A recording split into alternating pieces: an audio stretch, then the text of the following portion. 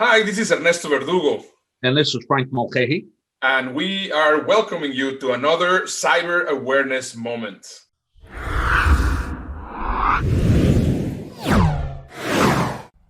Frank, today we're going to be covering digital DNA, which is a big question mark for many people. So possibly we can get started right away, and you can let us know what is exactly the digital DNA. Absolutely. The problem that a lot of people think when it comes to identity theft and cyber awareness, they think it's about their financials, and it's not. Everything is tied in, just like all the chromosomes in our body, everything is interconnected. Well, in cyberspace, it becomes character and criminal and medical and social security and IRS. Those are the crimes.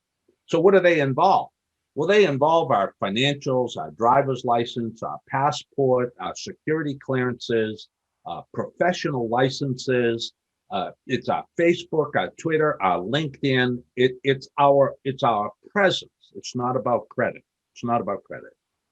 And well, if we are everything that we have online is there, obviously that could be taken away from you. That could be stolen, and that is actually one of the biggest dangers, right?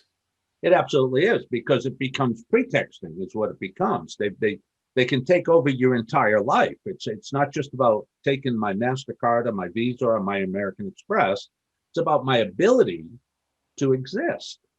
It also has hidden medical dangers as well. And how could you defend yourself so that you don't get your identity stolen?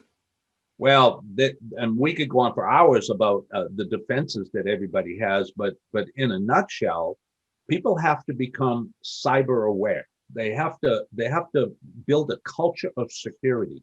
That they just can't go about anymore thinking, okay, well, I've got an identity theft product. Most identity theft products, and we'll talk about that on other clips, but most identity theft products, they're issued by the bank or the credit card company who's looking out for their financial interests. What I want people to understand is, again, their social security, their passport, their professional licenses, their medical information bureau record. See, what happens, Ernesto, if somebody uses my ID to get medical services, they alter my blood type, my prescription. So then I travel up in Philadelphia or Sacramento and I get in a bad accident, I could get the wrong treatment.